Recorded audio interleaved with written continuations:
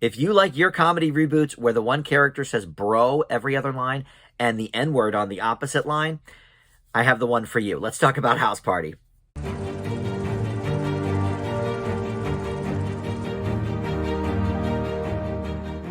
Hey guys, Dan here. This is Dan Reviews It. Welcome to my spoiler-free review for the new movie House Party in theaters right now. This is, of course, a reboot and reimagining of the 1990 Kid and Play classic that spawned many, many sequels, some which they were in, some were not, some were direct to VHS. But in any event, this was originally supposed to go to HBO Max, but because of Warner's whole restructuring plan, they've decided to release more movies directly to theaters, which is great for the theater industry. But did they make the right call with this particular movie? I think we'll find that out here momentarily. But before we get into the specifics of this movie and my review, I want to welcome you into Dan Reviews It. Thank you for finding this video. We've got a lot of TV and movie stuff on the channel, catching up on all of my 2022 movies before the Oscars come out, but at the same time doing the brand new releases as well, the 2023 movies that kick our year off, like this one, House Party. And please consider subscribing down below, too. Would love to have you aboard in that capacity. All right. Let's talk about this movie. So, a brief history on my history with the original House Party. So, I saw this movie one time back when it first hit VHS, so probably late 1990. It came out, I think, in March of 1990 into theaters, and it was a moderate hit at the time. I mean, it made about $20 million at the box office. In fact, all three of the first three House Party movies, the ones that went into theaters, made about the same, between about 19 and 22, 23 million. And for the budget, it was made for like $2, $3, $4 million. It was a success, but a moderate one at that. But it was the word of mouth, it was the VHS rentals, it was the constant play on HBO and cable networks throughout the 90s that made this into a cult hit. And as a matter of fact, as of last year, 2022, it was entered into the Library of Congress. They entered, I think, 25 movies a year, and it spans the last 120 years or whatever of filmmaking. So that's a big deal, that this movie has gotten such, a great response. And it had a good critical response when it first came out, too. Kid and Play were not really known. I mean, they were sort of known in the underground hip-hop industry, but they've only had one top 100 hit. I think it landed in like the mid-50s on the chart. Like, they've never had a hit song. So they actually parlayed all of that into hit movies. They had Class Act, they had the House Party series, and this movie originally was written for DJ Jazzy Jeff and the Fresh Prince. Fresh Prince obviously was doing great with his TV show at the time, but Kid and Play kind of took the ball and ran with it and became much more known for their movie career than for their music.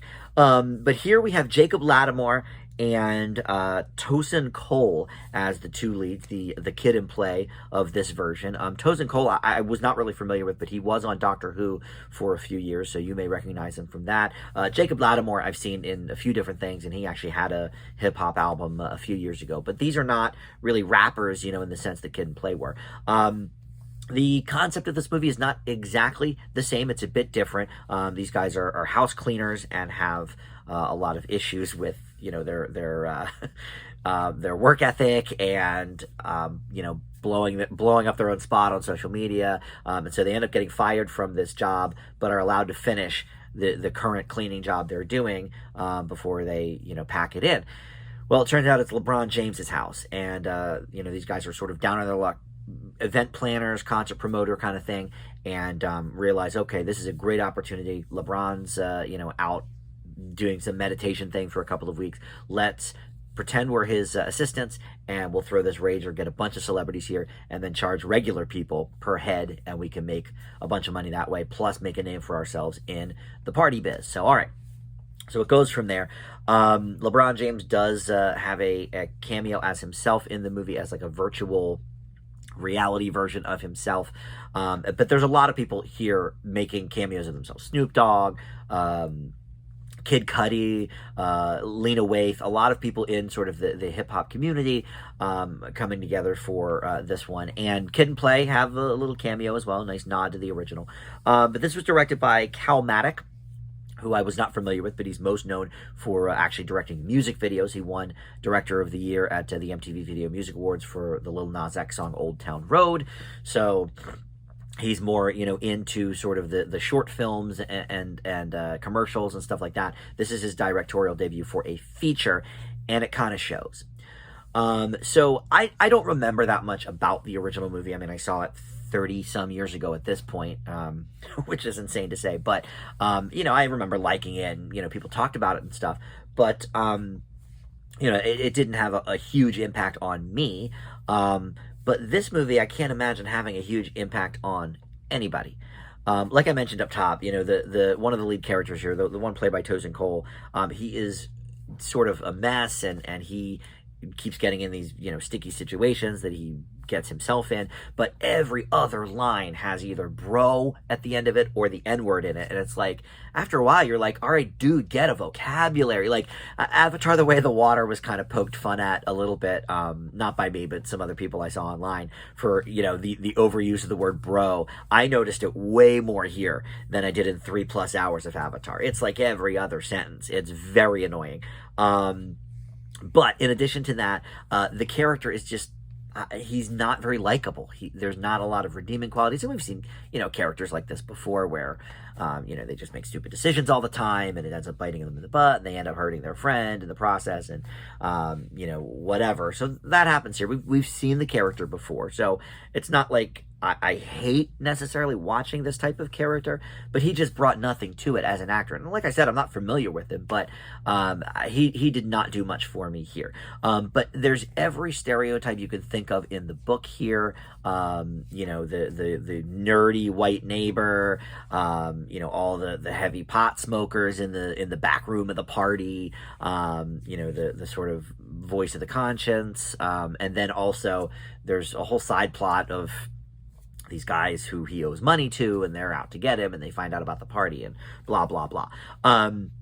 Which actually sort of brings me to the biggest issue probably with the movie, is that the end of, like, the last third of it, it goes so wildly off the rails. Like, once these guys kind of find out about the party and come for, vengeance and for their money and whatever, it becomes this super bizarre movie, where, the house party sort of erupts into, like, people getting stabbed and, like, all of this crazy stuff, but it's played off for laughs, and it just gets, more and more exaggerated. Like, I remember the first house party was exaggerated, but, like, I feel like it could all still kind of have happened. Like, this just goes into the bizarre realm of, like, this isn't even remotely believable or really enjoyable to watch.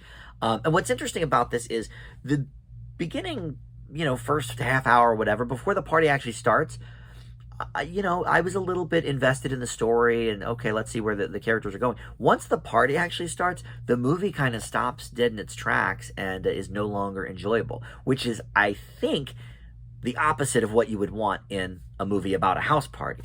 So that did not work for me. Now, I will admit, I got a couple of laughs along the way. Not many, a couple. There were only 2 other people in the theater with me, and they left about halfway through. I think they were a married couple, but the guy going out, was just shouting, "Oh, she picked another stinker," whatever. "Oh, she can't pick a movie to save her life." I don't know if they knew I was even there because I was in the back row, but in any event, whatever. So yeah, they did not like it. I think I liked it maybe a little more than them because I stayed till the end. But I always do, so I can review it for you guys properly. But yeah, there just isn't much here to write home about. I really can't imagine them making this particular iteration of House Party into another franchise. They tried a little bit towards the end to kind of, hint that, okay, well, maybe we can, have more of this as we go forward. But I don't know. At the end of the day, it's really just a LeBron James vanity project. He's one of the executive producers on it. I just didn't find much joy in this party. I leave House Party 2023 with a D. I think it should have stayed probably on HBO Max. Maybe the thought was getting in theaters with a big crowd and everybody, enjoying themselves, but in my viewing, that was not the case at all. So, all right, thanks for watching. We'll see everybody next time on Dan Reviews It. Bye.